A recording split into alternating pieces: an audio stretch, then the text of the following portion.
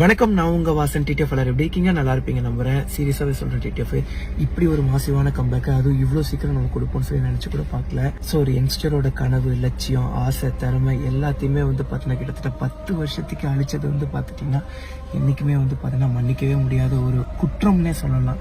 இல்லாத கேஸை போட்டு 45 நாள் நம்மளை கஷ்டப்படுத்தி, அதுவும் பார்த்தீங்கன்னா ஹாஸ்பிட்டல் இருக்க வேண்டிய பேஷண்ட்டை பண்ண ஜெயிலில், அதுவும் முதுகுல எலும்பு 2 எலும்பு உடஞ்சிருந்துச்சு. 2 எலும்பு உடஞ்சுமே நம்ம பண்ண தரையில தான் படுத்து தூங்கணும். கிட்டத்தட்ட 45 நாள்ல 40 நாள் பக்கம். ஸோ இல்லாத ஒரு விஷயத்தை ஊதி ஊதி ஊதி ஊதி பெருசாக்கி ஒரு டிஆர்பிக்காக, அதுவும் நம்மளை வச்சு நியூஸ் போட்டால் நல்லா வியூஸ் போகுது அப்படிங்கிற ஒரு கேவலமான ஒரு விஷயத்தினால இல்லாத பொல்லாத விஷயத்தெல்லாம் சொல்லி பெரிய பிரச்சனையாக்கி நம்மளை ரோட் லைஃப்குள்ளேயே என்ட்ராக விடாம பண்ணிட்டாங்க. பட் இதுக்கப்புறம் அப்படி இருக்க போறது இல்லை. நாளைக்கு கண்டிப்பா செக் பண்ணி பாருங்க. நாங்கள் வீழ்ந்தோம் என்று நினைத்தவர்களுக்கு நாங்கள் வீழவில்லை, காத்திருந்தோம். இனி நீங்கள் காத்திருங்கள் எங்களது சாதனைகளை பார்க்க. அங்கிருந்து என்னை சப்போர்ட் பண்ணக்கூடிய நல்ல நல்ல உள்ளங்களுக்கு லவ் யூ.